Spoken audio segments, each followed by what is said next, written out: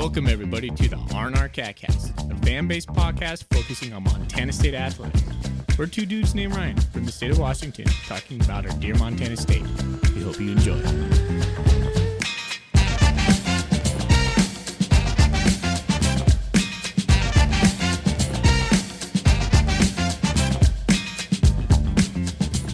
All right, welcome back, Bobcat fans. Thanks for joining us on another episode, another season, the 6th season of the R&R Catcast. Wow, I'm one of your hosts, Brian Foley. He's your host, Ryan Thornburg. We are the Ryans of the R&R Catcast, the Montana State affiliate of the Big Sky Podcast Network. We are happy to have you here with us tonight, today, whenever you listen to this. Thanks for tuning in. Thorny. We're doing it, man. We're here. 6 seasons, or going into our 6th season. I mean, our first season was like kind of halfway through, but crazy we've been doing it this long, man. And if you've been listening to us the whole time, we really appreciate you coming along for the entire ride. And if you're a new listener, whatever, thanks for finding us. We appreciate it. Look at this. Look at this awkward pause here. New listener. We're two dads. We're two regular Joes, just fans of Montana State, alums of Montana State, just riffing on Montana State athletics, and we enjoy it. It's been fun. It's been a fun ride. It's been an epic ride. So looking forward to the new season, 23-24 football season coming. It like snuck up, man. Like it's a month away, a little over a month away, and it's crazy. We haven't recorded anything since April. Have we gone this far, this entire podcast journey? 3 months. It's been over 3 months since we released an episode. That's got to be a record. I think it is, but it was good to kind of put the mics away for a little bit. I know you and I needed just kind of a little bit of a refresh. Not that this is work for us, but, it's we have family things going. Summer is in full mode, and you just got stuff going on. But I know for like the last week or so, ever since the Big Sky kickoff, I was like, man, I'm ready to go. I'm itching to get back, talking to Thorny on a weekly basis, talk about Montana State football. That's what I want to do now. Can't wait. Good, man. I can't wait. I'm excited to get back into it and kick it off. Okay. Well, little show rundown. Ryan and I decided to kind of let the waters take us where it's going to tonight, but the main focus is going to be on preseason stuff. Obviously, we're in the preseason rankings, both national and Big Sky. We'll talk a little bit about my venture to the Big Sky kickoff over here in Spokane and kind of pull back the curtain for you listener on what that looks like and sounds like over there. And if you want to listen to those interviews that I've collected, we'll put those at the very end of the episode, but we won't sandwich them in the middle. So if you want to take those all in one or, piece through them, we'll put that at the end of the episode. And then Ryan and I are going to break down the conference schedules, or really not the conference schedules. I guess what we predict Montana State and the rest of the teams to kind of finish out as. And I have some thoughts on some power rankings of strength of schedule. I should say that's more of a correct term. Strength of schedule.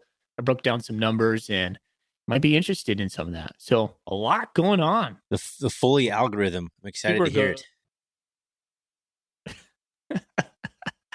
But we're going to do something first we always do. We're going to talk about what's in our golden coolies. What's in your golden coolie? If you're just joining us for the first time, this is a segment where we talk about what we are drinking. We typically have a cold one on hand. Sometimes it's like a LaCroix, but most of the time it's an adult beverage. And we have golden coolies. If you're also listening for the first time, reach out to us and submit some questions. Get yourself a chance to win one of our golden coolies to put your nice cold beverage into. I have Monk's Uncle Triple Ale from the Pike Brewing in Seattle. Belgian style triple ale, fruity esters, dry, crisp, gross. I do not like it. I've never had it before. I'm not sure why I got it. I've had triples before that I thought I liked. Maybe I'm dreaming that, but I am not enjoying this whatsoever. But it is coating my stomach with what alcohol. is a triple? So, I always kind of thought triple was basically like an ultra Hefeweizen. Like it's like a double Hefeweizen, a triple Hefeweizen, if you will. But maybe I'm wrong on that. I don't know. It's got a funky taste to it. I don't even know how to describe it. I don't recommend it. Do you have a backup beer? 9.9% alcohol. No wonder it tastes funny. I didn't realize it was so stout. Goodness. Well, all right then.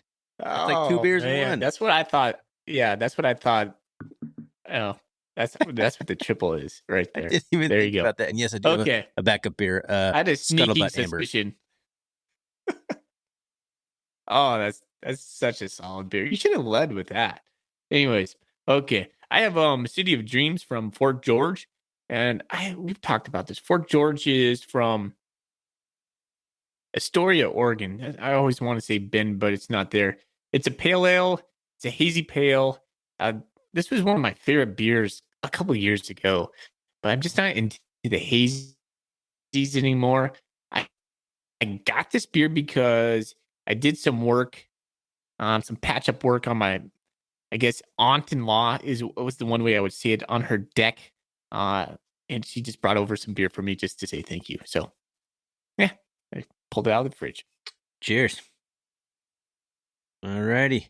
All right, man. Where do we go? I'm so rusty. I'm so rusty on this. Okay, well, let's talk about Montana State football. We're here to do that. Let's talk about their national ranking, preseason national ranking. The FCS preseason national ranking. All right. Well, Athlon Sports, which is the outfit that, oh my gosh, I'm blanking his name, Craig Haley, kind of the main guy that puts together the poll over there. Preseason top 25 over there has South Dakota State number 1, North Dakota State number 2, your Montana State Bobcats number 3, William and Mary number 4, Holy Cross number 5, Furman number 6, Idaho number 7, number 8, New Hampshire, SEMO, Southeast Missouri number 9, and Montana Grizzlies number 10. I think I'll probably just cap it off at number 10 there. Then you got, I guess I'll do the rest of the Big Sky teams real quick. UC Davis at 14, Sac State at 15, and Weber State at 19. And I think that rounds out the top 25 for the Big Sky Conference. A little bit different over at the Hero Sports. That's Sam Herder and company. Top 3 are the same. So South Dakota State number 1, North Dakota State number 2, Montana State number 3.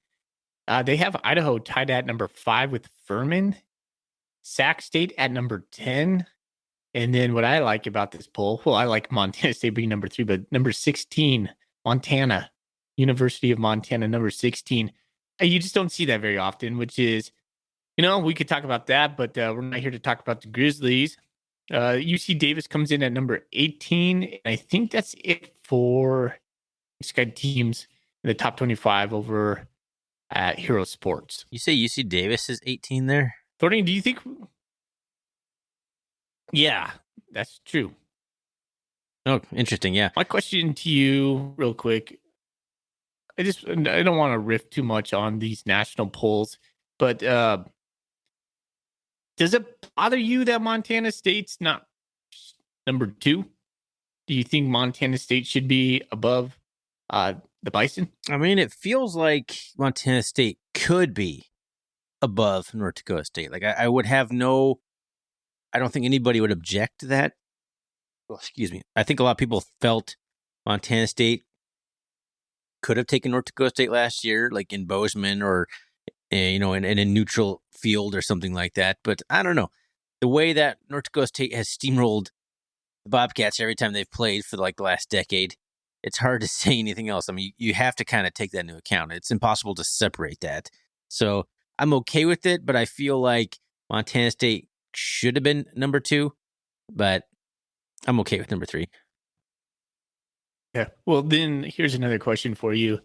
I started a bold prediction thread on Bobcat Nation, and one of the bold predictions that came across today was if Montana State beats South Dakota State week 2, we'll be the number 1 team in the nation. Do you believe that? Yes, absolutely. A road win over the number one team in the country I would will say, vault you to number one. yeah, okay. Yeah, I could see that. All right. I'd be comfortable with that. I mean, that's important. We learned All that. right. Well, We've been those learning are that your over the national last polls. couple of years, how important that final ranking is for seeding. Like that matters. Like seeding, you want every game at home. That's what you want. And we should have been the home team instead of North Dakota State last year. It was kind of frustrating when it came out. We did what we could with the schedule, but it matters. These polls matter in the fact that they're the basis for the rest of the season for the pollsters to kind of rearrange their polls, because a lot of people don't reset their expectations every week. Like, okay, well, they lost by 2, they're number 2, so now they dropped to like number 4, instead of like, oh, they look so bad, they're actually like the 12th best team. People base their next week's polling on the previous poll numbers. A lot of people do. So it's important to start as high as you can. Mm-hmm. It's a good point. Yeah, that is true. Well said.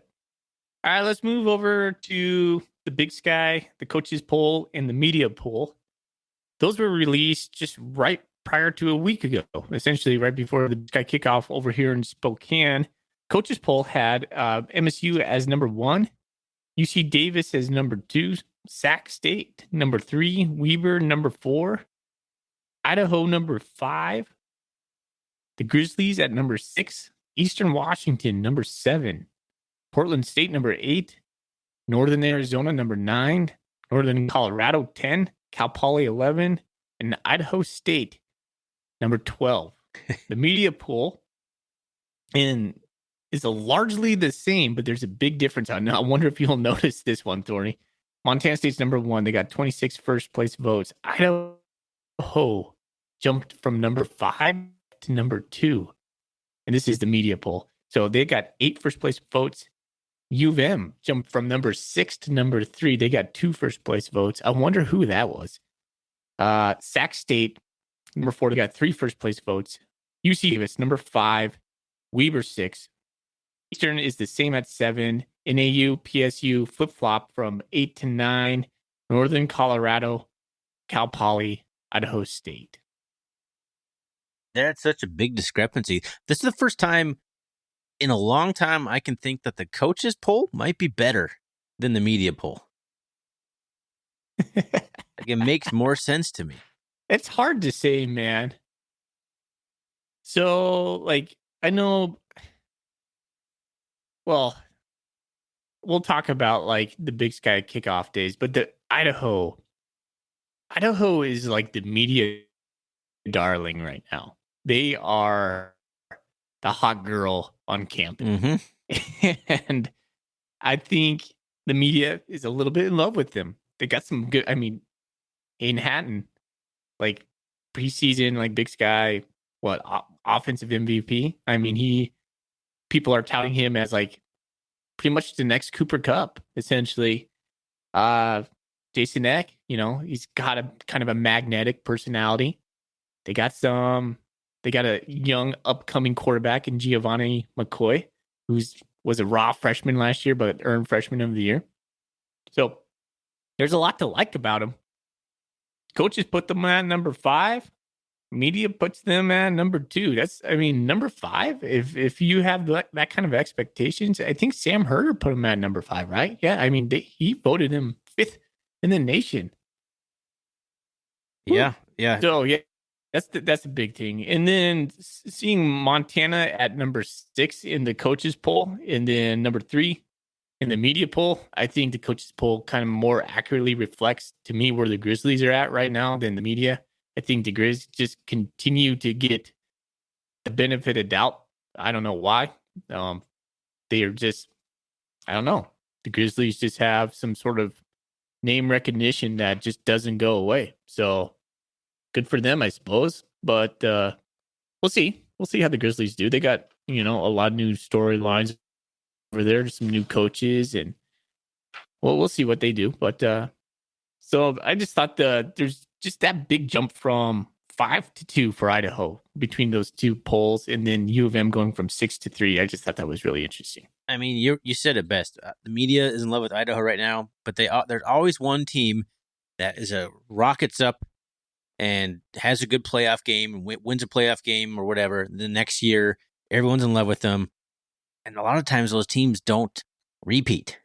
They don't live up to that hype, and I'm not completely sold on Idaho yet. It's not easy, but it's about as easy as you'll ever run through the league.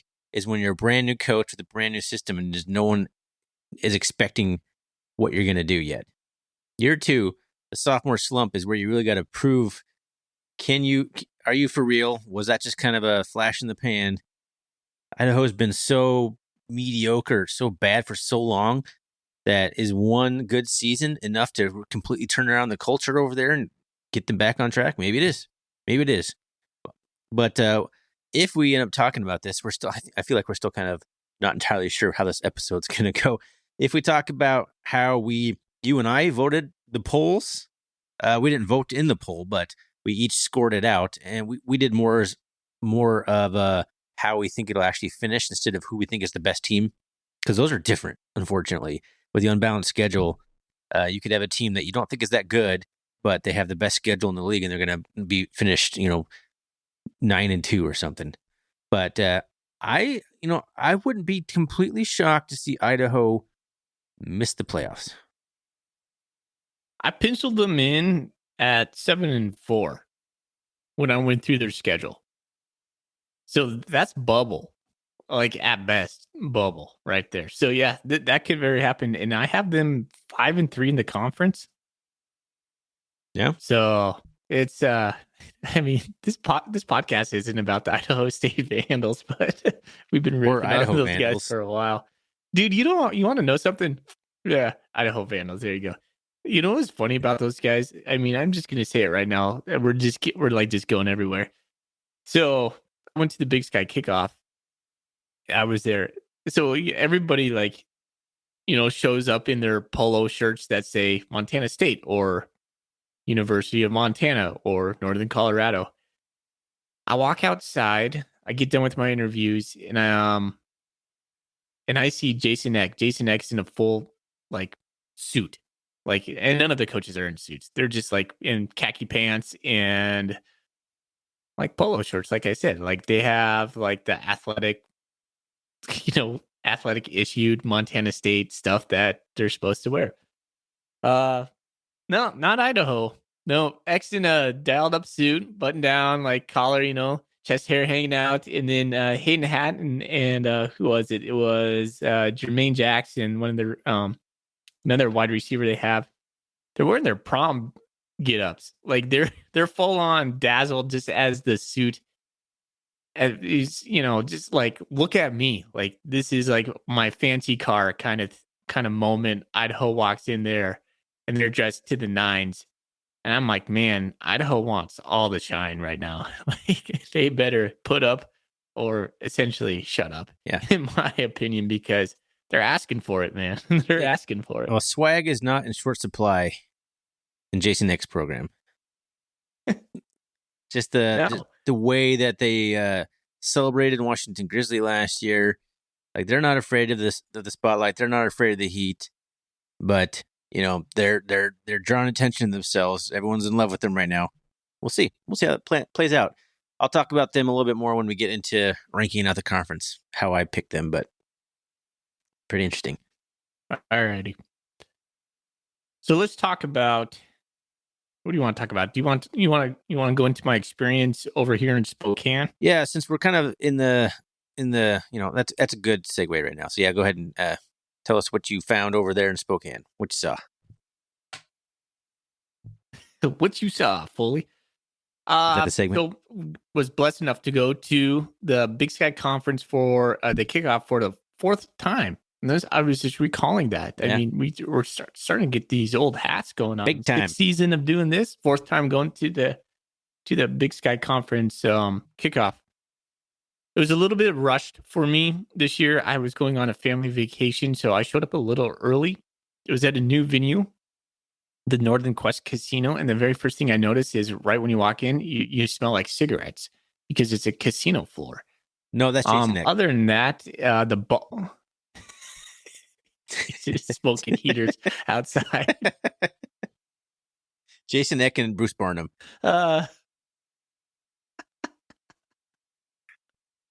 I could totally see that. That's totally true. Paul Wolf's out there bumming one too. Paul Wolf's still hanging out. All right.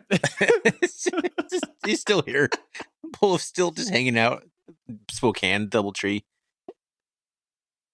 All right. So I'll just try to pull the veil back for the listener. So and then you go into the ballroom. And the ballroom is exactly the same as it feels exactly the same as it did over downtown Spokane. So one thing a listener should know about is if they're trying to listen to any of these interviews that are being played across the media platforms, all these players, all these coaches, they go through trainings on how to answer all these questions. So knowing that, you're not going to ask them something and I'm not going to ask Coach Vigen a question like, so how are you going to prepare for South Dakota State week 2? What are you guys going to implement? There's no way in heck he's going to answer anything like that. So when I try to craft my questions, being we are a fan-based podcast, I just try to think from like, as a fan, like what could I ask that engages maybe more of a personality side? And so when you listen to these questions, I was able to talk to Sean Chambers and Nolan Askelson, Coach Vigen, and you'll hear a little bit more of a just like a personality flavor is where I try to go for. But it's a dog and pony show, Thorny. I mean, you were there 1 year. It's just like the players try to put on a happy face, but most of the time they look just slightly annoyed, including the coaches. They're like, we just got to get it. We got to be here and we got to get out of here. So they're just there to answer all the questions of all the media members trying to get their stuff in. And when you listen to the conversations, you're going to hear a lot of background noise because I'm sitting there talking to Chambers. I got Vigen on one side and Askelson on the other, and they're both fielding interviews from those respective media members too. So it's busy. It's and Coach Vigen, like when I was talking to him, he got pulled for some a TV spot that he had to do. So it's kind of fast paced, and you got to be a little bit cutthroat. You just got to get in line and get your stuff done. Unfortunately, and I want to say thank you to Bill Lamberty, sports director over at Montana State. I know he listens. He got me in pretty fast, and I think I was the first interview to talk to those guys. I was a little bit early, and they sat down with me, and it was a lot of fun. Nice. Yeah, it's an interesting event for sure, and I'm glad you got to be right in there. And I don't think anyone else is. When you're talking about guys interviewing right next to you, I don't think anyone else is really capturing the audio in hopes that they turn it into content, audio content. Everyone's just doing it more of a note-keeping type thing, or to write a story. We're actually like using that for content, so I try and clean up best I can at editing. I could, and I think I did an okay job of reducing some of the background noise. But it is what it is. It's mostly just for the content. So those are fun interviews. I listened to them, so you'll check those out at the end of the podcast here. We'll stack them on top of each other so you can enjoy. One thing I would say in kind of closing on this thought is I thought Montana State came across as confident. I think Coach Vigen has really crafted a culture in that program of just, hey, we work hard, but we're also pretty damn good, and we're aware of that, but we accept all the hype we're getting, and it doesn't phase us, but we're not really, we don't celebrate that right now. We're just kind of business-like and just confident and just cool. Yeah. And they just feel comfortable in where they're at right now. And I think that's the best way to say it. They just feel comfortable being close to the top or near the top. I do have one fun question to ask you. I already asked you this offline, but I'll put it here. Is Sean Chambers as big as he looks on TV? Bigger. It's huge. Yeah, he's a big guy. He's huge, man. It's crazy. He looks smooth too. Like he's a good looking dude. When you're up close to him, you're like, wow, man, he's He's a big California kid across from you. Nolan Askelson, him and I are about the same height. So I was looking him in the eye, but his chest and shoulders, you're just like, holy smokes. Not quite One the thing I same. did tell those guys off air, I was like, stay healthy this year. And they're both looking at me like, yeah, man, like that's the game. That's the whole key is all it staying is. healthy. And we wish Nolan, especially, I mean, that guy has really suffered some season-ending injuries. Don't stay healthy, man. Sean, we're cheering for you. We're cheering for all the Bobcats, but that's, I was able to tell them that. And another thing you probably didn't hear in the conversation, we talked a lot of baseball. Nolan and Sean were both excellent baseball players. And Coach Vigen, I talked a little baseball with him. He's a Twins fan. And I'm not. I'm a Cincinnati Reds fan, but we all had some good conversation around baseball. My son has been watching a lot of baseball since we have a free subscription to MLB.TV through T-Mobile, and I've convinced him to be an Orioles fan at a good time because the Orioles, hey, we're not so bad this year. Not so bad. No, you guys are doing pretty good. Yeah. Really. Moving on. Anyway, Right. Baseball talk. Pretty soon you'll start talking Tour de France here. So let's keep this train rolling football related before it fully goes into the ESPN Ocho Sports. But the problem is, I don't know where the train's going. Started, man. I want to keep the train going, but where's it going? All next? right. What's the next station? So let's circle back again. I guess let's wrap up the conversation about me being in Spokane. Hey, those interviews will be again at the end of the episode. And also just like really I just want to say thank you to the Big Sky Conference for just allowing us to continue to be part of that cool event. So that's the unofficial start of the season. And it just gets me jazzed every time I get to go in. It's really fun. All right, Thorny. I think what we should do next is talk about the conference. Yeah, let's spend like how we maybe broke down 20 our predictions. Yeah, 20, 30 minutes tops getting through this, and then let's do some golden coolie questions to take us home. How's that sound? Alrighty, sounds good. We have a fun one that I liked. Somebody asked us a lot, and we've actually thought about doing almost an entire episode based on that question. So we'll see how much time we leave left for that one. But what I think we should do, start at the bottom and work our way up. Who we picked to finish last. And again, we went through, I have a spreadsheet. I know Foley's offline. I know he's got probably 35 pages of notes, scribbles everywhere. I tried that last year, and I ended up like counting like a team playing each other. Each team won the game. Not possible, obviously. So I had some kind of wonky records at the end. So I'm like, I'm going to do a spreadsheet. I'm going to do some, because that's what I do for my job, basically. I mean, I just do spreadsheets all day. So I'm like, I'm going to cross-reference everything. I'll make sure there's no double victories here, double losses. Feeling pretty good about this. So let's start at the bottom. Who we picked to finish dead last in the conference as the schedule, as the results speak. I have Northern Colorado going 1-10 overall and laying a big fat goose egg in conference. That's interesting. I had Idaho State going 1-10. I had both Northern Colorado and Idaho State 1-7 in conference. So who do you have Northern Colorado? Did you have beating? Northern Colorado? Idaho State? Well, let me flip through my 35 pages of column notes. in my spreadsheet is Northern Colorado. I got it right here. Okay. I even have color coded. This was, I gave them a generous win. I said the last game of the season, I had Northern Colorado beating Portland State. I could just see Portland State not caring at that moment and not Northern Colorado being like, all right, we got one more. Ed Lamb, rallying the troops one more time to knock off Portland State. I don't want to spend too much time, especially the bottom teams here. Ed Lamb, new coach, taking over for the complete crap show that was the McCafferty friggin' nepotism show. You still can't say it right. Is it McCaffery? There's no T? Yeah. I don't know why I keep putting a T in there. I don't know why. Forever there's going to be a T in there. But good news for Greeley.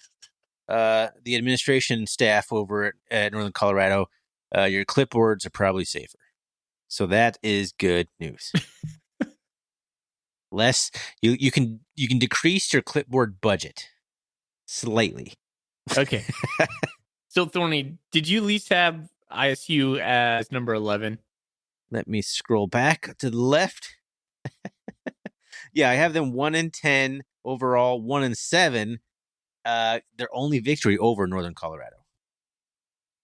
Oh yeah, because it's at home. I figured Yeah, the Bengals beat Northern Colorado in Pocatello. That's it. That's all. That's the only game they win. Yeah. Yep. Exactly. That's what I have as well. Okay. Man, they start off you with, and I just with I had San Diego State, Utah State, and Northern Iowa. Like, ugh. That's a tough for any school, man. That's tough for a top 5, top 10 program, let alone Idaho State. And then they play Northern Colorado, and then they got the Grizz in Eastern Washington. They play at Sac. They got Weber. They got UC Davis and Idaho. That's a brutal schedule for young Hawkins, the other new coach in the league. Or how many new coaches do we got? There's Cody Hawkins, son of Dan Hawkins, over at UC Davis. Probably the first father-son coaching combo in the history of the Big Sky Conference. Somebody verify this for me, please. Yeah, that could be it. Paul Wolf's at Cal Poly. Jason Eck, well, he was there last year. Cody Hawkins, Idaho State. It's going down. Mickey Mental. Yeah. Took over at Weber So I guess State. there's lots of new coaches. Jeez. Andy Thompson is at Sac State. So he's like a Big Sky. So half the league has alum. new coaches. Ed Lamb at Northern Colorado. There you go. So, all right. We'll talk about, you said they have a brutal schedule. It's, let's see, Idaho State. Yeah, they do have a pretty tough schedule. So we'll get into how I scored those. But let's move on from picks 12 and 11, the bottom tier. Who do you have at 10? Cal Poly Mustangs, who surprisingly, Cal Poly, after being basically the worst football team I've seen in the Big Sky Conference in forever, are going to get 3 wins. They're going to beat San Diego, non-scholarship, who the Bobcats played last year, who fired their coach, Dale Lindsay. That's a mess. That is a whole mess down there. They will beat them, and then they'll beat Lincoln, California, which is, I don't know what that school is, but they're not Division II. They're not Division I. It's NAIA or something. And then they'll beat the Northern Colorado. So 1 conference win and 3 total wins. Moving on up. See, I have Cal Poly in the same spot, but I have them at 4-7, and I gave them a win at Eastern Washington. You crazy. I am a little bit crazy on that one. I have no... Although... I was just like... Now I'm looking at the schedule. They play them the 3rd last week of the season.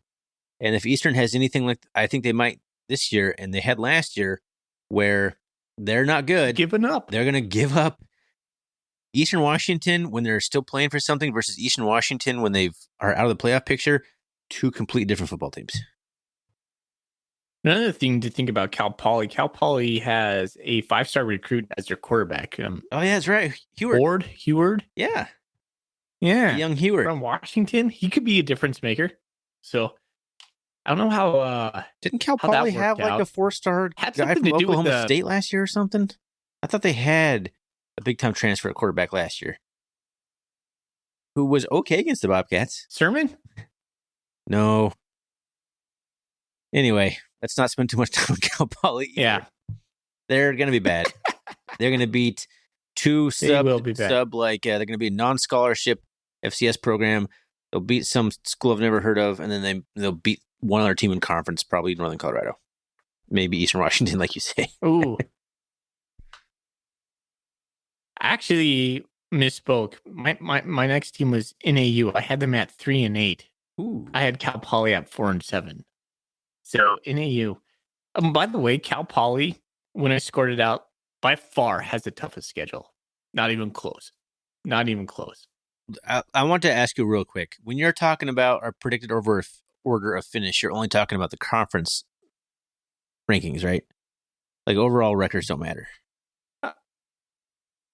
Yes. exactly. Okay. So when I'm doing my strength of schedule, are you talking about like how I do my strength of schedule? I have like Cal Poly winning 3 games, but only 1 conference game. So if you're talking about the predicted order of finish in the Big Sky Conference, it doesn't really matter what the out of conference is. Oh, okay. You see I what I'm see saying? what you're doing. Yeah. Well, I was doing total like 4 and 7 is obviously 11 games, so I'm doing out of conference as well. Okay. I have mine ranked by conference win-loss record. Well, we could do conference. I have mine. I got the conference schedules or the It win doesn't losses really on matter. that as well. I think it's going to sort of...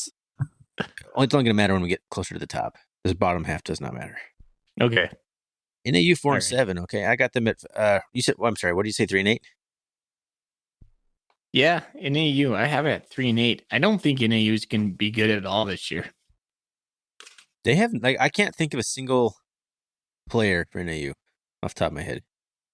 And that's not usually the case. Usually there's some guy who's like really good that you can pinpoint, like a quarterback typically, but that's kind of dropped off, or a wide receiver. They had that guy's name was like Lucky something in the secondary the last couple of years. I can't think of anybody. They had that little running back. I don't know if he's still there or not. Who was their like quarterback last year that just torched us? Was his name Martinez? Yeah, he's gone though. Yeah, he went to like He went FBS somewhere. Baylor, I RJ think. Martinez? Is that it? Yeah, I think that's right. But yeah, they lost him. Yeah, I have them winning Portland State, Northern Colorado, and Utah Tech. So that's the only wins I see on their schedule. Same, except I see them beating North Dakota for some reason. Because I feel like North Dakota and NAU play like every single year out of conference. This is not the first meetup. What? You have them beating North Dakota? Yeah, North Dakota's not that good. In the Solera Dome? Yeah, they're a dome team. They love domes. I don't know, man. Dome away from dome. I guess. I don't know. Yeah, I don't know. I penciled that in as a loss. Arguing too much about the bottom team. All right. Here. Let's go on to number Who's next? 9, right? Are we at number 9? Number 9. Sure. I got Portland State here. I don't know how we're doing this. 4 and 7. Portland State. Let's see. Or no. Yeah, now we're getting confused. Because we're so good at podcasting. You had NAU finishing 10th. How about this? We'll just go off of yours, and I'll just say what I have for them as well. All right. So Portland State, I do have as 4 and 7 as well. Okay, so we're moving on to 3 and 5 in conference. Number 9, yeah, 4 and 7, 3 and 5. That's exactly where I have Portland State as well. Sac State, Nice. I got number 7, man. This is where we're probably gonna start getting pretty different, I imagine. I got Sac State finishing 6 and 5 and 4 and 4 in conference. Whoa. Let's see. Where do I got Sac State? 6 and 5, 4 and 4 for me as well. But I have Eastern Washington in that spot. I have them 5 and 6 and 4 and 4. Okay, so you have. Wait, you just said you agreed with me, but now you're not agreeing with me. I'm so confused on what you're doing right now. Who do you have at number 7? So to be transparent with you, I don't have a ranking of our teams. I'd never put these guys in first, second, third, fourth, fifth. Why? I've been trying to piece it Didn't you together. say anything? I could. At any point leading up to recording this episode, at any point recording this episode. I even asked you how you had them ranked by overall and by conference. No wonder you didn't have an answer. It makes sense now. Well, I have it all I have everything predicted out. I just need to put numbers to it. So I'll do that right now. Okay, I'll go back and do that right now. Okay. I'll just do it by conference. Just give me a moment. Record.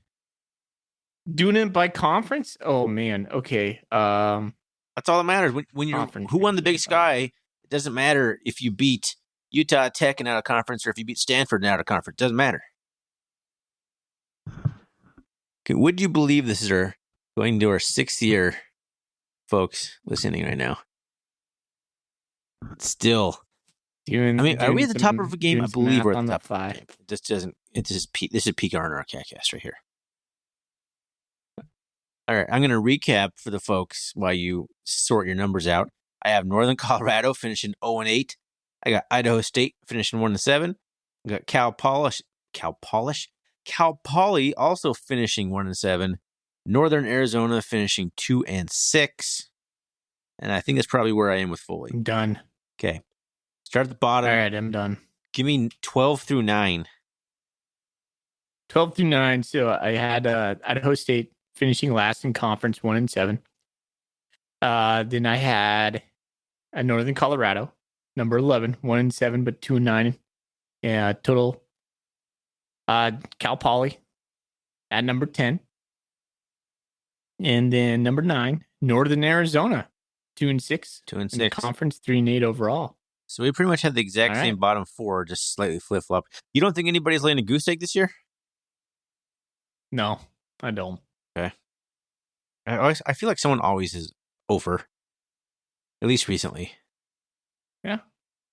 All right, number 8. I have Portland State, 4-7 overall. Yeah. 3-5. See, now we're talking. Now we're podcasting. All right. Okay. Here we go. Portland State's okay, got Portland State. They also play Lincoln. No, they can't. I have that wrong. Who does Portland State play in week 3? North American. Never heard of them. No, that's right. I deleted that somehow. Anyway, Who the heck's North American? I don't know. They probably play Lincoln, California. But they start off with Oregon and Wyoming. That's tough. Wait, who are they playing week 4? Okay. What do I have here? My spreadsheet method is falling apart real fast. I have PSU at PSU. Week 4, they have Cal Poly. They host Cal Poly on week 4. Oh, man. I screwed up their schedule. Whatever. It's all the same. Portland State finishing 3-5. This is where I think things will get interesting. Now we're tying right back to this conversation. I have Sac State at number 7, finishing just 6-5 and 4-4 in conference. Oh my gosh, me too. We're like in step with this. Yes. They're the only team I have finishing 4-4 in conference. conference. They're the only team that's exactly 500. Because I just don't see them beating Idaho on the road. Me. I don't see them beating Montana State. I don't see them going into Washington Grizzly Stadium and winning. And I see them finally losing to UC Davis on the road in the Causeway Classic. So I think they have 4 losses in conference. I'm in step with you on that. Yeah, for sure. Got them winning Northern Arizona, Northern Colorado, Idaho State, Cal Poly. Yep, exactly. And then Nichols and then to start. Texas A&M Commerce. Who seems to play a couple Big Sky teams. They're like who did that last year? Was it like San Diego, the Toreros? Well, yeah, they did that. And Utah Tech is on 3 different Big Sky schedules. They play... I said Utah Tech. You didn't say Utah Tech. You said San Diego Toreros, and you said Texas A&M Commerce. Correct. I was wrong. Yes, you were right. All right. This is where the Idaho fans listening to this are going to get all cranky with me. I have Idaho at 6, finishing 6-5 and 5-3. Okay, so this is where we deviate. I put Eastern Washington next at 6, at 5-6 and 4-4. Okay.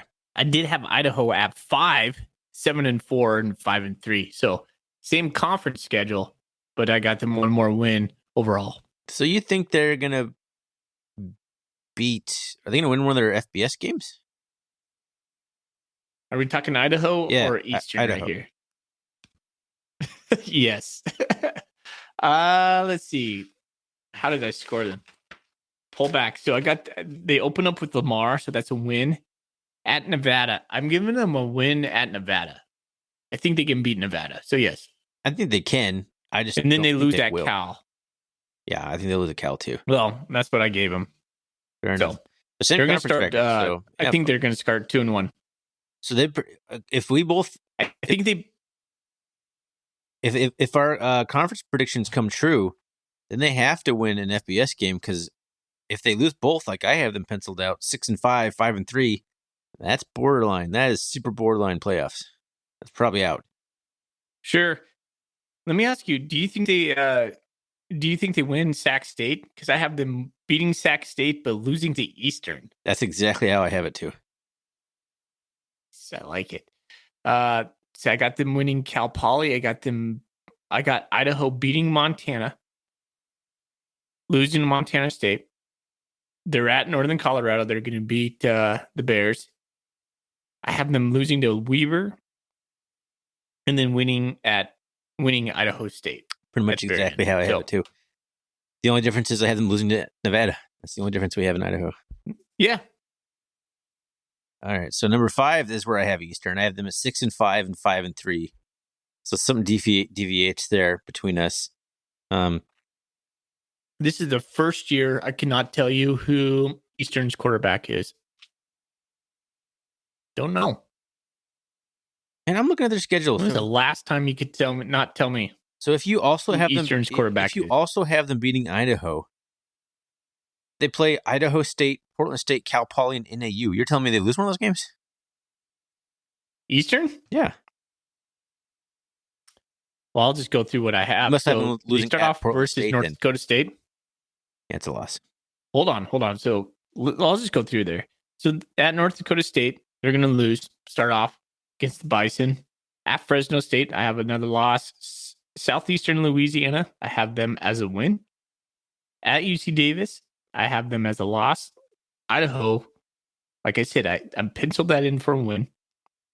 They're going to beat at Idaho State. They're going to lose Weber. Weber comes to Cheney, but I think Weber takes care of business there. At Portland State, I think they're going to lose that game. Portland State plays Eastern typically pretty well. That's kind of a fun game to watch if you get a chance to watch that game. Cal Poly, I think that's a W for Eastern. They're going to lose against us in Bozeman. And then they're going to beat Northern Arizona at the very end. Yeah, okay. So the difference is Portland State, I had them beating Portland State, but you're probably right. I'm thinking about that later in the season. Portland State's going to play them tough. They always do. It's in the worst home field advantage in the conference in Hillsboro, Oregon. Yeah, I could see that. I could see Eastern Washington falling to 4-4 on that, but I don't really see a path to the playoffs here for Eastern. I don't either.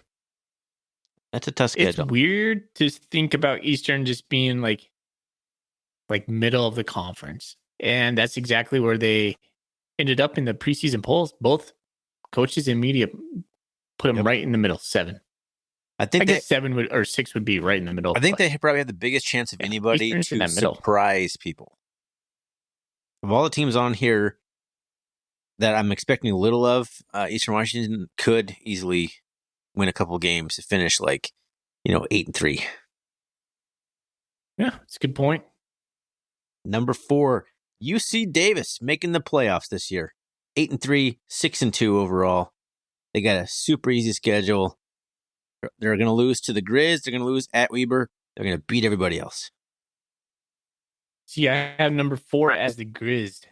I have them 8-3, 5-3 in conference. So you have them losing to Davis. Would be my Hold guess. on. Let me turn my pages. Okay. So we're talking Grizzlies right now? We're talking UC Davis, but here's what I think the Grizzlies. You're talking the Grizz. Oh, UC Davis. We're talking number 4 spot is what we're talking.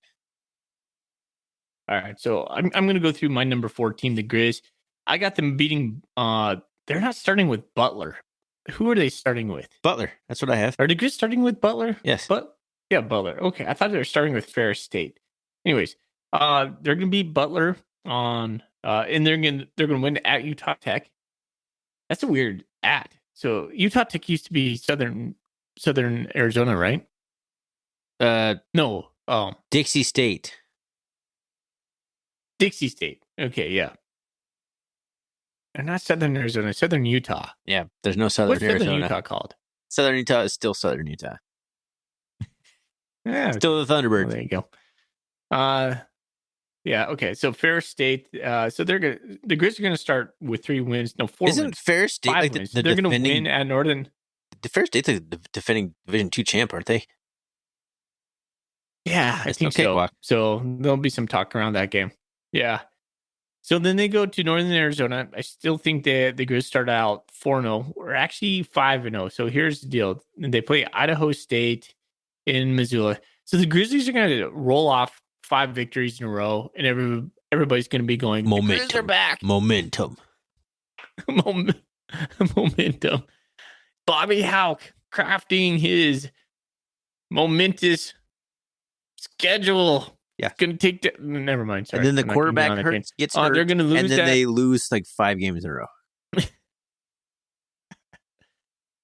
At UC Davis, I got them with the L. At Idaho, I have them with the L. So the back-to-back losses. Northern Colorado, they're going to win. Sac State, they're not going to lose that game. I think they're going to blow the doors off of Sac State. Revenge. It's an ESPN game. Oh, that's an ESPN game? It's an 8 o'clock game. Yeah, that's a night game. Have the Grizz won in the ESPN conference game yet? I think they've lost every single one they've been in since the Big Sky hooked up with ESPN. Granted, I think they've both been against Eastern Washington, but they lost them both. Are the Grizz on ESPN their Super Bowl for conference games? Oh, this could be, but that Sac State game is going to be their. It's going to be their new Eastern Washington game, essentially. You know what I mean when I say that. I do. So I do. That's their Super Bowl. That's their Super Bowl for the year, and knowing full well. Oh my gosh, that they play us in the rivalry game. They're going to be Portland State, and I think the Cats come in on the 18th of November and just continue to wax the Grizzlies. So there's how I pan that out. I don't like predicting Cat Grizz games ever. But the one time we'll kind of talk about it is like super early in the season when it doesn't really, it's easier to talk about in a way because there's no pressure.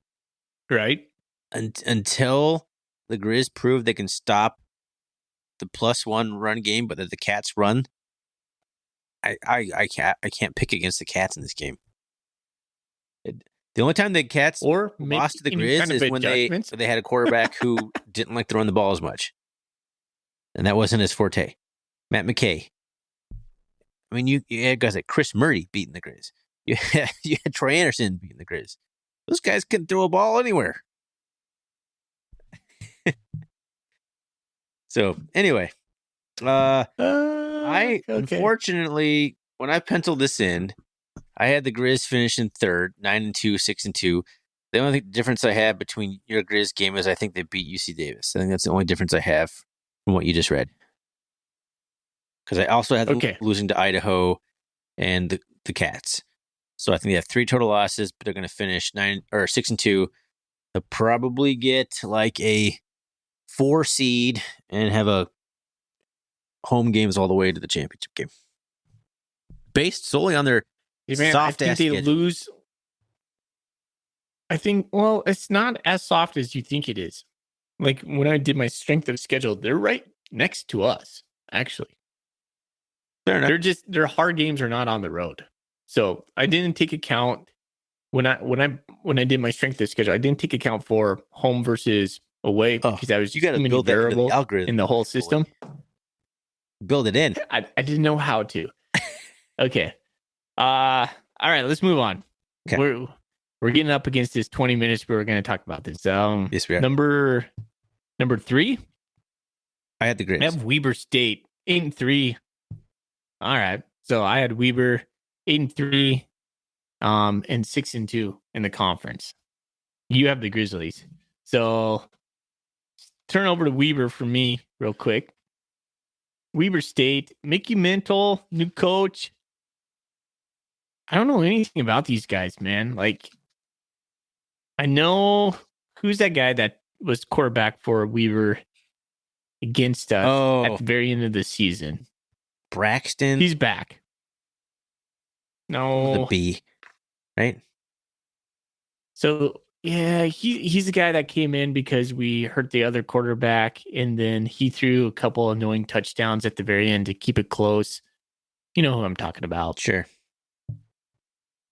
Yeah, anyways, he's back. Let's see.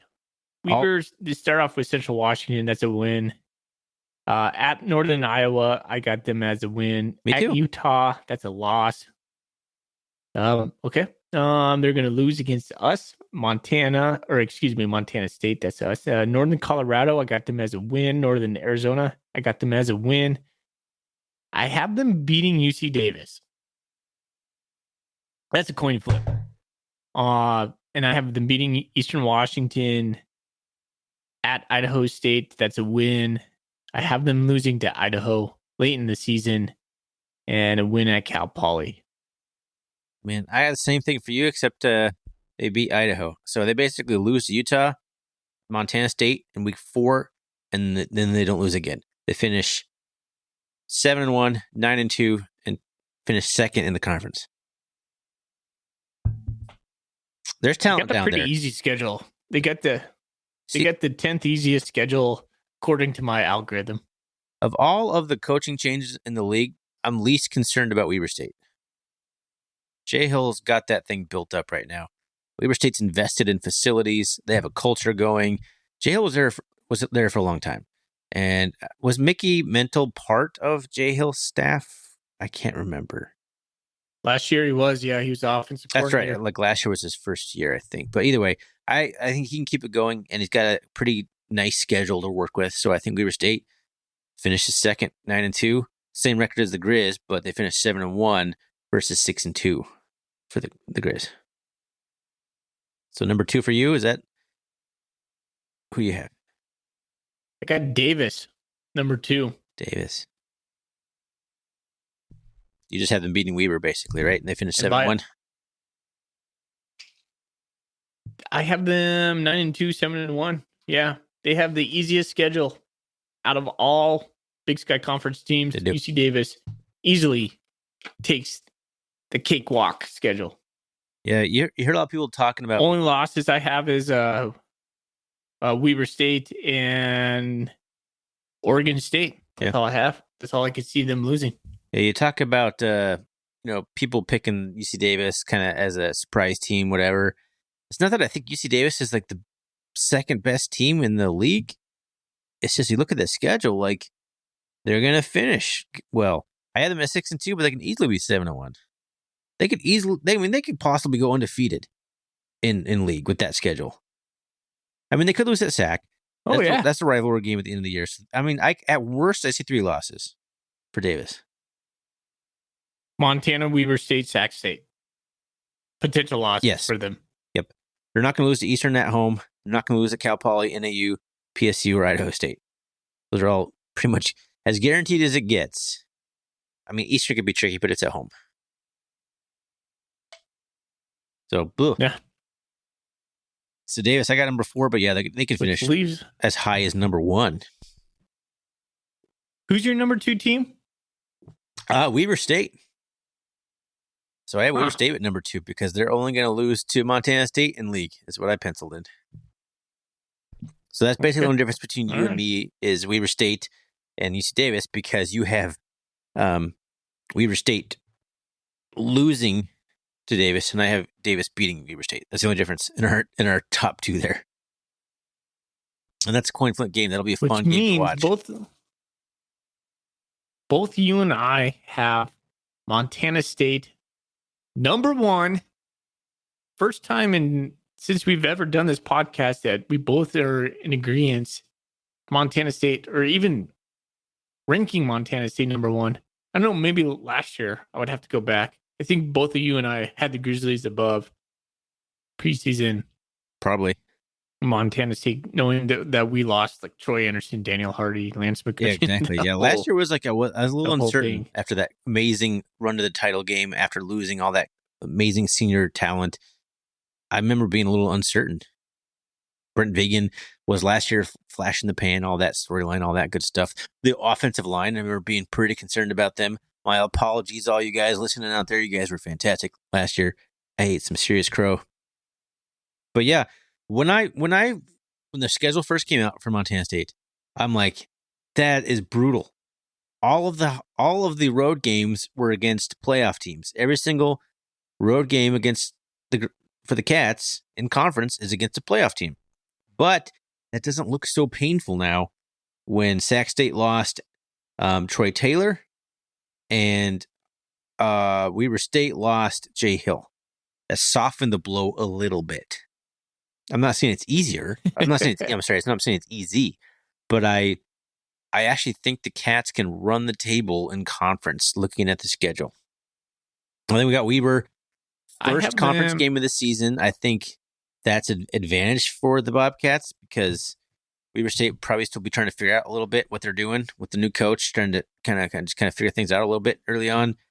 They'll be looking for revenge, but it'll be nice weather down there. I think we can roll into Ogden and win. Portland State should be a win at home. Cal Poly, easy win at home. Sac State's the one where I was like, I have it highlighted as the game that it kind of was 50-50 for me.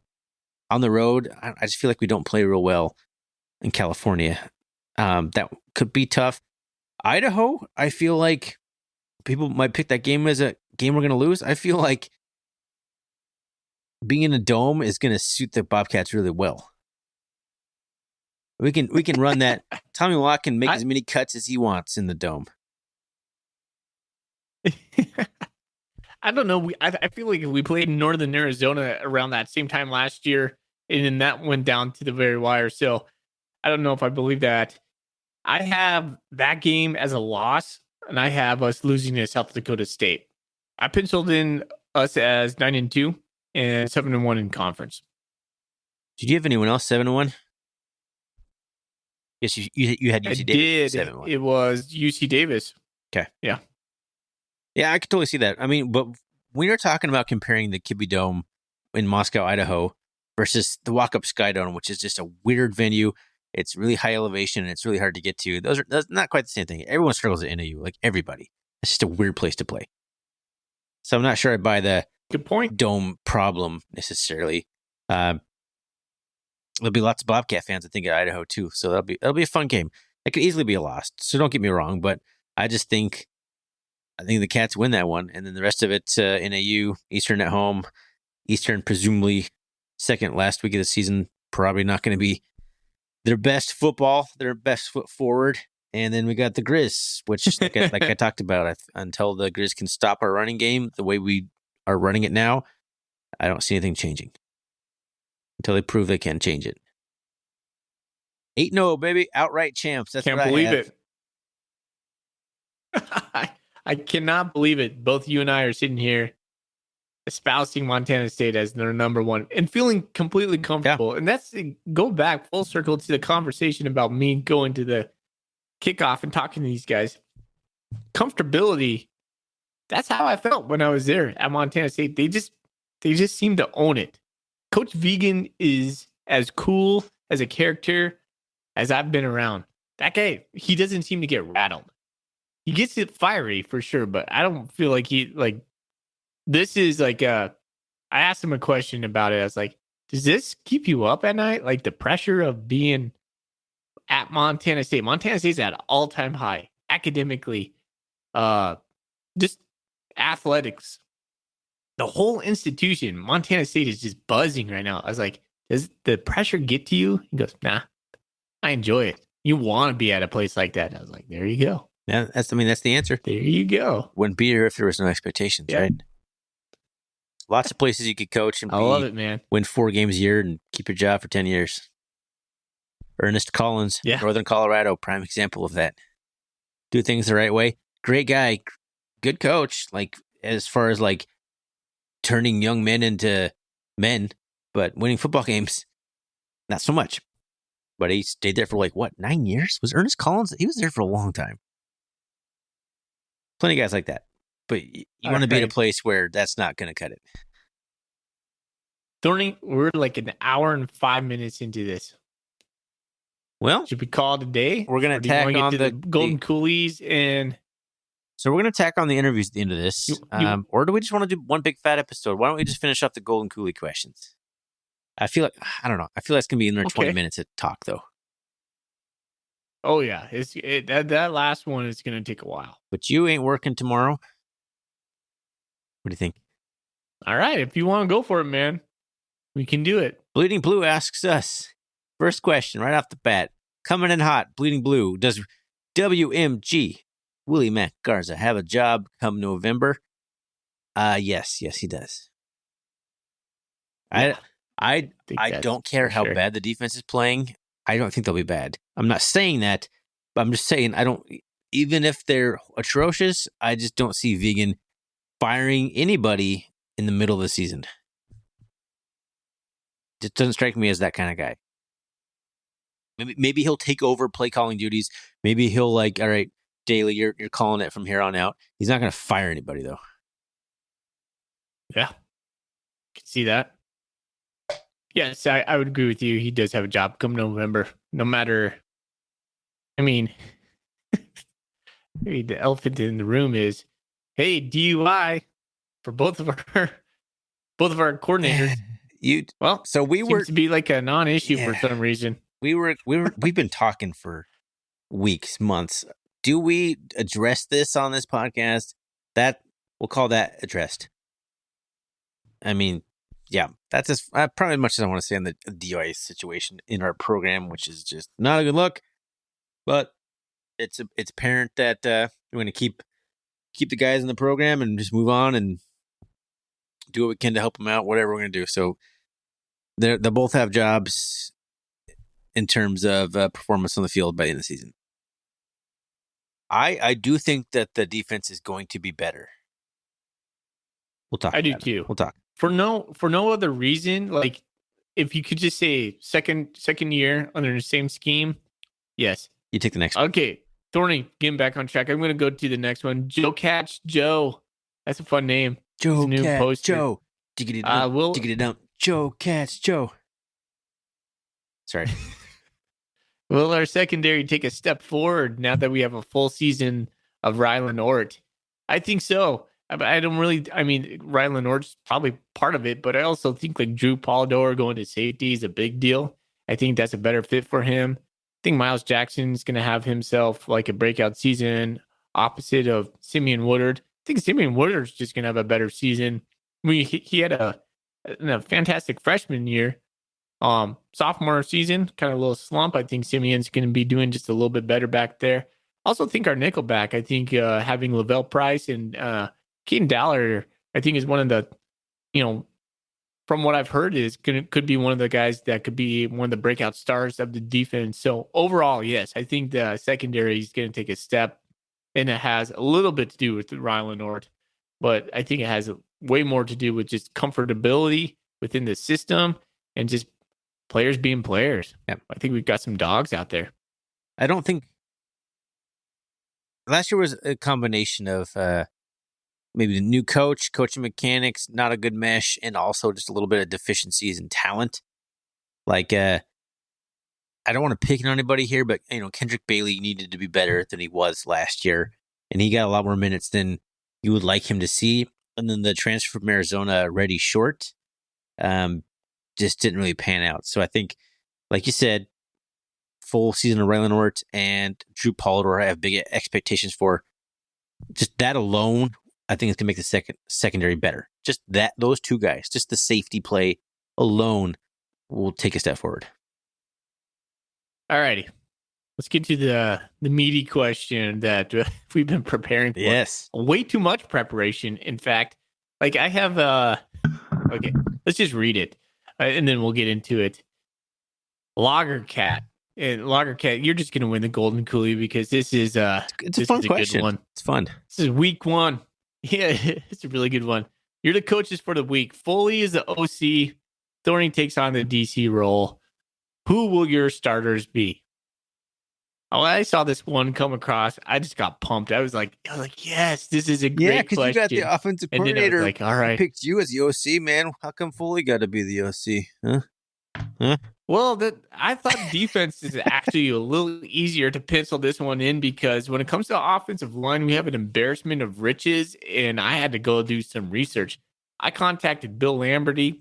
I sent a private message to Vim, which he responded to me, and I haven't read yet. I see it sitting in my mailbox right now. You know that's full of gold, right? That, Vim messages are just pure gold. All right. So I'll start it off. Outside receiver, I'm thinking Cleveland Thomas. Seventh year. The Van Wilder year. Wilder here.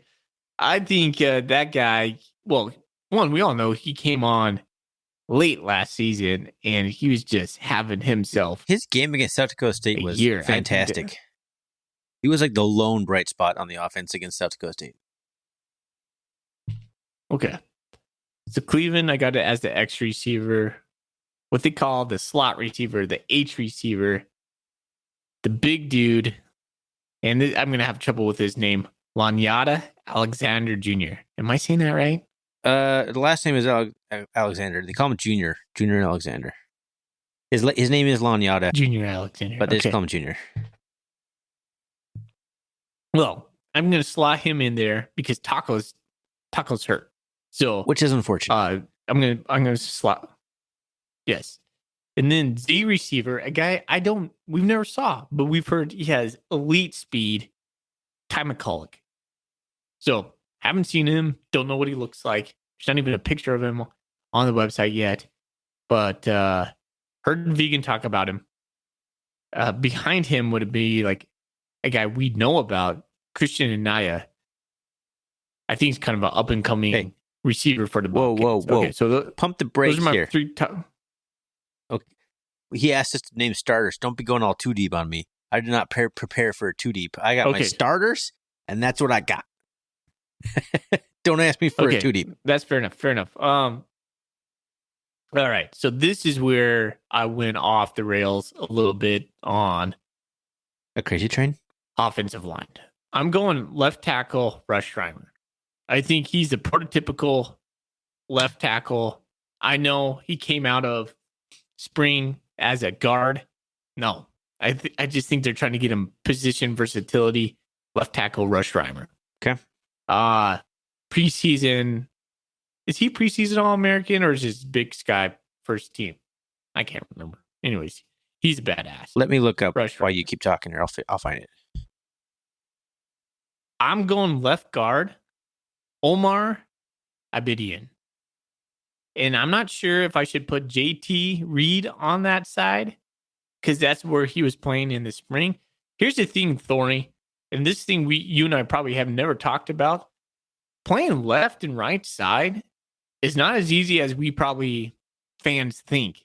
Oh, those are huge. Go do something with your left hand and just do that with, and try to go do that with your right hand. You have to have the muscle memory in order to be pretty fluent going back and forth.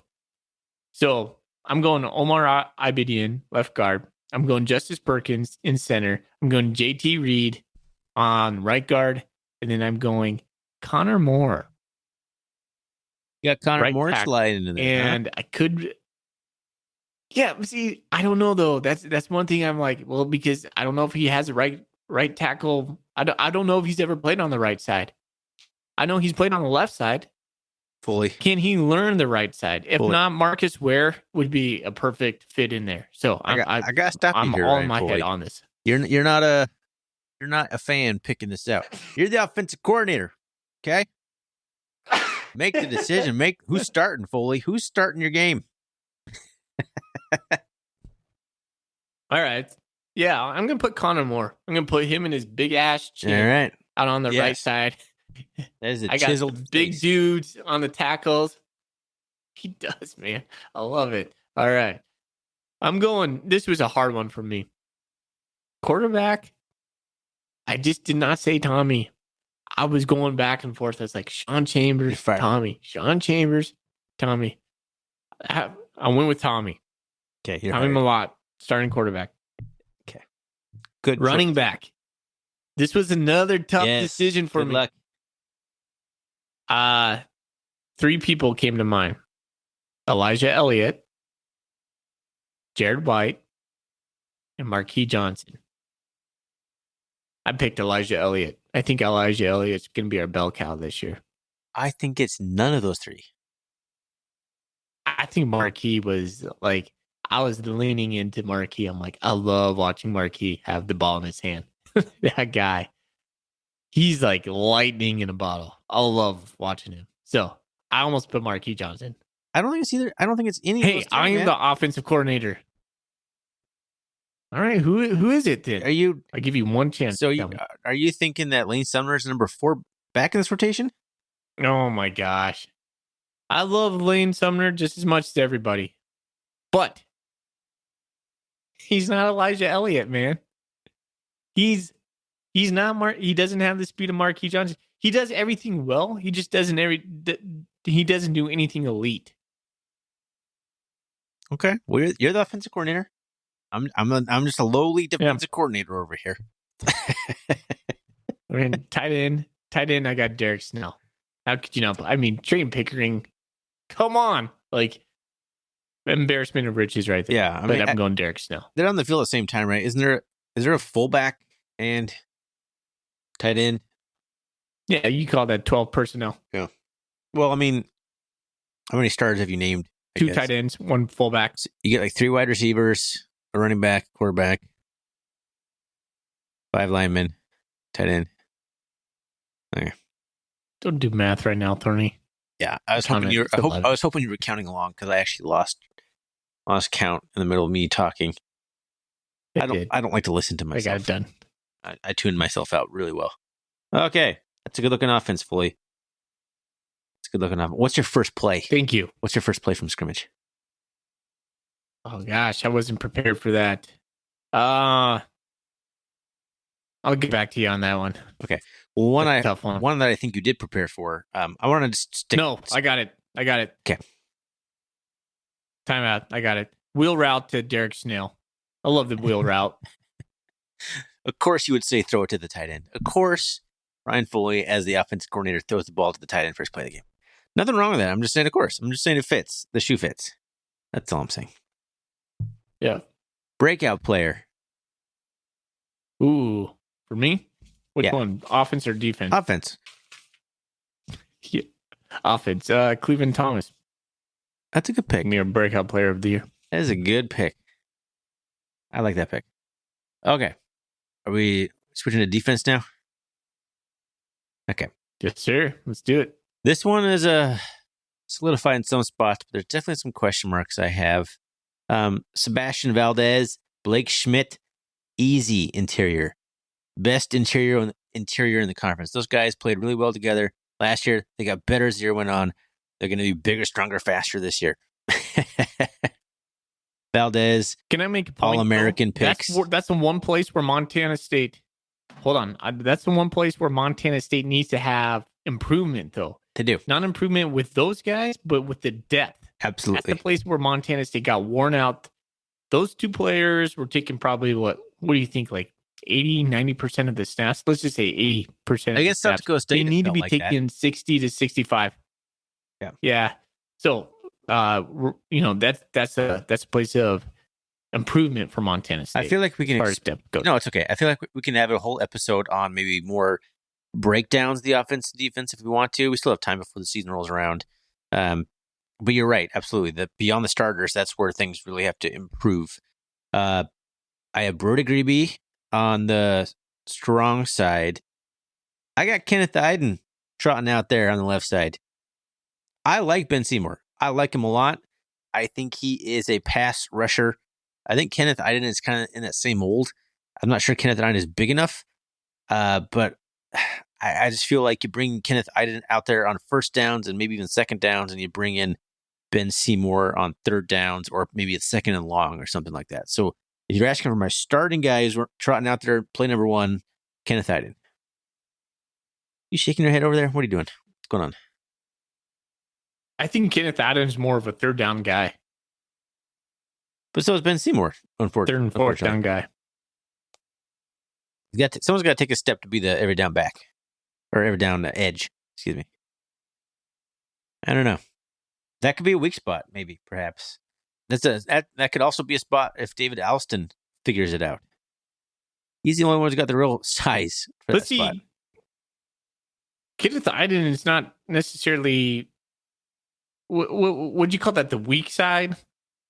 Or is that the strong side? No, I mean, I pencil in the weak side, the buck-ish spot, where they call it like the 5-eye. I don't know. I'm getting the weeds there. But yeah, the kind of the weaker side.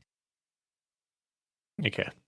Because I got Grebe holding it down. Because Grebe was that guy 2 years ago. Greeby bulked up and became the strong side guy. And I'm not sure that entirely fits him, but he's the best guy for the spot currently. Okay. All right, keep going. You're the DC, not me. Yeah, that's right. That's right. I am. Honestly, like That's right. those guys. I think those guys get relatively equal reps. Maybe Seymour will get a little bit more. But I'm a defensive coordinator. I'm putting Iden out there number one. Simeon Woodard, one side. I got Miles Jackson holding down the other side of that. I think it's his time. I think he's put in the effort. He's had a couple bad luck here and there, but this is his time to really shine. I think he's going to have a breakout year, possibly. I'm not saying he's a breakout player, but he's going to have a good year. So that's what I got. Corners, linebackers, super easy. Also, we got Nolan Askelson and Danny Ulakepa. Did I do it? It's better than what you normally do. Okay. Danny U back there at our two linebacker spots in our 4-2-5. Rylan Ort way back there, and Drew Polidor at the free safety. I think he's going to get that nod. I'm not even sure who's competing with. Is it Tyson Pottinger? But I think I like what I saw from Polidor in the spring game last year. I think he is primed. His size wasn't as big as I thought, but he's that guy who like looks big, but then you look at his stats, he's like 182 or something. So he's not that big. But he looked big. He's got like big arms, I guess. I don't know. Maybe he just looks big for a cornerback. Yeah. He's 6'2". Maybe 6'2", 182 just looked like a massive cornerback. Maybe that's what it was. But I think those two guys are going to be good duo on the back end. And then where I had the hardest time figuring out who I'm going to start is at nickelback. Do I start Caden Dowler, Lavelle Price Jr., or potentially even Aiden Parks? Those are the three guys I think you kind of have there. Essentially, I settled on Caden Dowler based on what I've heard from people watching him play and the fact that he's just got the bigger size. So if I'm going with my kind of first down package, Caden Dowler's a little, substantially bigger than Lavelle Price Jr., who I think will play quite a bit. But I think Caden Dowler is going to be the guy that's going to get my nod on first down in the 4-2-5. Because he's like, 6'1", 202 or something. He's pretty good sized. Yeah, I looked at it yesterday. That sounds about right. It's at 200 pounds. Lavelle Price Jr. is like 5'8", 170 more. Or something. He's a typical cornerback size and the biggest guy. Which is fine. So you want something like that, though, like on a passing down. So I think we'll see a rotation at nickelback, but Caden Dowler's my man, first down. And I'm calling a blitz because I'm the defense coordinator. I'm blitzing on first down. And I'm getting fired real fast. Oh, man. I love this, dude. This is so much fun. That's such a good question. That was fun. I contacted quite a few people. I'm just perusing through Vim's long response. He is so good at just breaking stuff down. Man, he should be doing this podcast, not us. Well, I think it's a more fun question than who do you think will be the starters? It's like putting you in the shoes, like picking who you want on your defense. So it's a slightly different question. It's a slightly different angle. And at least that's how I interpreted it. So I had fun with it. Yeah, I just think, okay, there you go. All right. So my defensive breakout player to round it off, Drew Polidor. I was reading through the Bobcat Nation message board and people picking their breakout players. I don't think I saw him one time. People picking Caden Dowler on the defense. A couple guys picking Danny U. I think Drew Polidor's going to have a big year. Nice, man. I like it. I really do. That's a good pick. Well done. All right. Think we did it, Lager Cat. Well done, man. I don't think you have a golden coolie. I'm going to send you one, bro. He has to. He has to. Hour and 30 minutes into this, man. Yeah. Lager Cat, get at me. Yeah, you probably do have a golden coolie. Maybe you don't have the latest version of our golden coolies. And plus, I have some other swag. When you don't just get a golden coolie from me, Thorning, you get stickers, but you also get a magnet. You get three things. Oh, that's right. From Mr. Full. Do I have a magnet? Did you send me a magnet? I No, I you bought don't a have new magnets. fridge. I do. The fridge in my house that I moved into, originally, nothing would stick to it. I don't know what it's made out of. Not made out of metal. Magnets would just like fall straight off it. But that fridge broke. I had to buy a new fridge. Now we got magnets. Now we got all the kit art. We got everything up there. Send me a magnet, Alright. please. Okay, I will. All righty. Or I'll pick it up next weekend Don't when you I'm think driving to we Montana. are done, man? Yeah, just do that. That'd be That's easier. way easier and cheaper. I think we are done, man. Wow, that was a fun episode. That was I think we probably started off a little rocky, so I apologize. That's how it always goes. It's been 3 months, a little bit rusty, a little bit of awkward pauses, and I'm pretty sure we had some big lag going on our recording program in the beginning. I see it cleared up now, but there's delays, so we're probably talking over each other. Kind of a mess, but it was fun. That was a lot of fun. It was good to get back into it. A longer episode, but it's the off season. Everyone will just listen to it over the course of like a week or two, right? Piecemeal that thing. Let's hope so. Let's hope so. All righty. If you have any interest in sponsoring the podcast for the upcoming year, if you paid attention, we are sponsorless at the moment. You can reach out to us on Twitter, RRCatcast. You can find us on the web, rrcatcast.com. You can email us, probably best for business inquiries, rrcatcast@gmail.com. You can find us on those things if you're just a listener and you want to connect with us in any way. Those are also the places to reach us. Ryan Foley, that was fun, man. Let's do that again here soon. Let's get out of here, though. Go Cats. Go Cats. All right, now I'm here with senior Nolan Askelson, a Billings native, former math guy himself, just like myself. Nolan, you're wearing number 41 this year, being a Montana native. What does that mean to you, bud? Yeah, it's an honor. Just thinking back to the guys who've worn it before me and just how much respect I have for those guys and everybody had for those guys. And they just always did stuff the right way. They were all leaders in different ways for each of them, but they all earned everything they ever got here, and that's the thing I love, man. They were tough, they worked hard, guys, high integrity, high character, understood what Montana State football was about, and yeah, just to be able to be mentioned with those guys, it's an honor for sure. Growing up in Billings, did you always want to be a Bobcat? Honestly, it wasn't like my dream. Like I had told you before, I was really a baseball guy, so I didn't pay a whole lot of attention to it. But as I got older into high school, started playing football, I definitely gravitated towards Montana State. And as soon as I started thinking about football and considering that option, it definitely was my dream to be a Bobcat. What position did you play in baseball? Everywhere mainly, but through high school I was a lot of outfield, center field.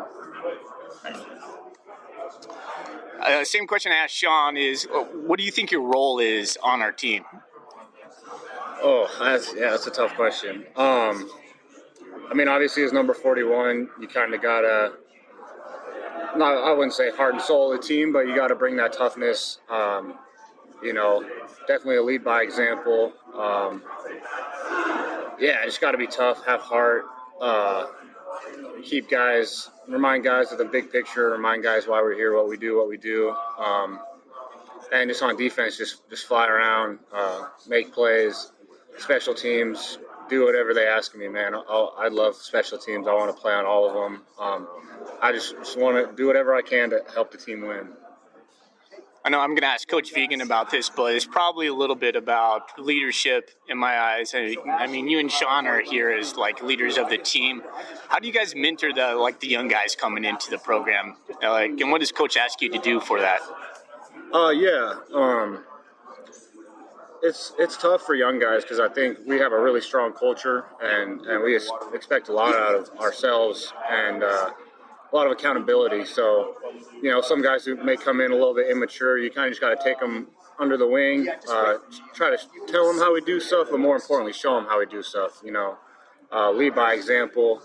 And just be open and make them feel at home. I remember as a freshman, it can be scary walking in there looking at some of the seniors. They look like grown men and you feel like a kid still. So just making them know that they're a part of the team and that they belong there and that we trust in them and that just we're excited to have them there. Who are some of the young linebackers that you see coming up that you're excited about? Oh, the whole room, dude. I love the whole room. I love our linebackers. I think we're one of the tightest knit groups on the team. As far as younger guys, I mean, I got to shout out my boys Danny, McCade. Honestly, all of them. Neil Daly's has made some huge improvements. He's looking awesome. We just got Eli Abe in our room. He's awesome. Love him. I think he found his home there. Jace Fitzgerald. We got transfer Cole Bullock. He's fitting right in. He's coming a long way. He's going to do some things for us this year. All of them. Ryan Cray, Zach Wabel, even the freshman that just got in. I love all of them, and I think all of them could have an impact on special teams at the least. It's good to hear. One of the things I know, like the fans are talking about, is they want to see a little bit more consistency in the defense. So, what do you think the defense needs to do to maybe just take the next step this year? We just got to get that much more in tune with the defense and owning your job, owning your assignment, knowing it like the back of your hand. I think that's the thing that when a player's game starts to elevate, it's when it just becomes instinctual. You're not out there thinking, you just see and you react. You've done it so many times that it's just a habit. So I think just diving in the playbook, getting reps, making every rep count through fall camp. So when the season comes, like I said, it's you're just reacting. You're not thinking. All right. Do you have a favorite game as a Bobcat? Oh, I mean, I would say Cat Grizz this year. It wasn't personally. It was a tough game for me. But aside of that, I think back to it was 2019, the Cal Poly game. We won in overtime. That was a pretty exciting game. It's hard to say. There's been so many great memories, but even with it, I still think just having game day and the way that game went this year at Cat Grizz, I think is probably going to stay with me the longest. What's it feel like being in the locker room during that time? Like, halftime and then after the game, like what's it like? Could you give like maybe our fans just like a little like pull back the curtain moment? Like what's it look like? What's it feel like? Well, halftime, there's no celebrating going on, man. There's still work to be done, and we're not going to take it easy on those guys. So we're staying dialed. But yeah, after that game, it was awesome. I mean, get in there with your guys, just celebrate. I think I gave every single dude a hug, told them I loved them. For those seniors to be able to get that championship that's been evading us for a decade, was super special, and I couldn't think of a better group of guys that senior class last year that was more deserving. So, just being in there and, obviously we had work to be done, but just for that night, just to be able to just take it in, be proud of what we had done and acknowledge all the work we had put in to get there. That one night was awesome, man, and it just the love in the team that we have for each other was just so evident in that locker room. It's like one of the greatest days being a Bobcat, waking up seeing Montana State on game day. I mean, that's such a huge moment, and then just to throttle the Grizzlies was so satisfying, right? All right, last question, man. What was it mean for you to have a successful season this year? Man, I think we all know that we're trying to win a national championship. That's what it's about this year. We've been close, but close isn't what we've been aiming for. So at the end of the day, we got to win that last game of the season. But to that, just as men grow, learn to battle adversity, overcome obstacles. I think as long as we stick together, I think it's going to be a successful season. Right on, man. Thanks. Thank you.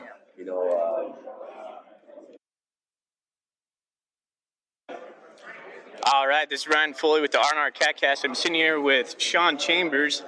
Sean, how you doing today, bud? Doing well. Not too bad. Right on, man. First question I got for you, was Davis your favorite game last year? Favorite game? No, I think my favorite game was either Cat Grizz or the second Weber game. Why the second Weber game? That was fun. I don't know. We just kind of got after him a little bit, and it turned out to be a good game. And I think it was just a fun, good environment. So, yeah. I was thinking it was going to be the Davis game. I mean, that was fun too, but I don't know. The most fun game was probably Weaver. Or Cat Grizz. Cat Grizz was a good time too. Cat Grizz turned out to be like such an epic day for the Cats. Like, what did it mean to you? Like, being a first-year Bobcat last year, like, how did you feel about that day? Yeah, it felt good, obviously, to get a win, but leading up to the game the entire time, my teammates were like, oh, you won't understand until you're in it, and then I was finally in it, and I understood it, so that was pretty neat to experience that and see, Bobcat Stadium pretty full like that on that type of day, so. One question I was going to ask you is, what does being a Bobcat mean to you? It means a lot. It means a lot. It means the world to me. I don't know. I don't know if there's the right word to describe what exactly it means, but it means a lot to me. I'm proud to be a Bobcat. I'm happy to be a Bobcat, and I'm happy to be able to be on this team. So. Well, it's a huge thing for us fans, and we appreciate like how you represent our program and all you do. Did Coach Vigen sell you on the 2-quarterback system when coming over from Wyoming? I don't even think we talked about that, quite honestly. I think we just kind of were talking, and we had a good relationship up to that point, and he asked if I wanted to continue to play football and play at Montana State, and I said, yeah. I trusted Coach Vigen, and I believed in Coach Vigen, and I saw what he was doing up here, and it was kind of an easy choice. So I don't even think it was about the 2-quarterback system, to say the least. So how do you view your role on the team? Oh, that's a good question. I don't know. I'm kind of a guy that whatever needs to be done, you can ask me to do it, and I'll do it. I'm not a selfish type of guy. I'm a team first guy, and if they need me to go block a punt or something, I'll go and try to block a punt. Yeah. So that's kind of how I view my role. Do you see yourself as a leader on the team? I do, yeah. This off season was a point of emphasis for me, just to increase my leadership and be more vocal, and keep growing in that aspect. Right on. Let's talk a little bit about the South Dakota State game, the one that happened at the end of the season. I was just kind of wanting to know, like, the feeling of the cold. Like, it was, like, really cold. And I went outside here in Spokane, and it was about -1, but it wasn't -20 or something it was over there. I saw you guys out there, like, Malott, without sleeves, and I'm like, that's got to be just painful. Is it really that painful when it's that cold? That was painful. That day was painful. It was unbearable almost. It was freezing. The wind was blowing. The field wasn't in great shape. Yeah. It was cold. That was the coldest I've probably ever been. So it was tough. I normally don't like wearing sleeves, but I went out there for warm-ups, and I said, there's no way I can take these sleeves off. Like, it's that cold. So yeah, it was a little brutal. I think about the rematch. I know a lot of the fans are going to make a lot of hype out of it. It's an early season game, so it is what it is. Are you looking forward to going back? Yeah, definitely. But, looking forward to, playing Utah Tech first week of the season. And then there you go. Getting that game, doing what we got to do with that game, and then moving on to South Dakota State. We don't want to overlook any opponents, and that is our second game of the season, so we want to just, take it 1 week at a time and go from there. Do you have any personal goals this season? I wouldn't say personal goals, just, be the best football player I can be and be the best teammate I can be. Yeah. Last question for me is, what would make this season successful? The obvious answer is the national championship, but, just to have fun and soak it all in for my last year. Right on, man. Thanks.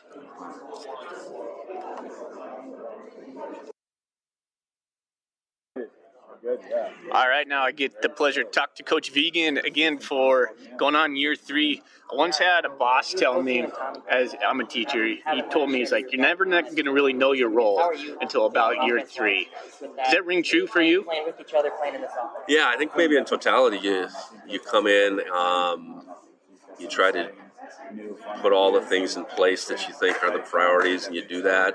But really being able to take more of a bird's eye view, it does take a couple of years to be able to really know what that means. You don't usually bring back the entire offensive and even knowing your guys over the course of that time, knowing their parents, their families, I think that's the part for me. I think that's continued to grow as we've gone along, and obviously more players that we've been a part of bringing into the program. That number continues to increase, but very blessed of the couple years in front of behind us now, and look forward to what's in front of us because it's a great time right now at Montana State, and we want to keep that going. Obviously, I think I asked you this last year, and I'm going to ask you this year. Do you have any personal goals this year, or anything you want to improve on personally for yourself?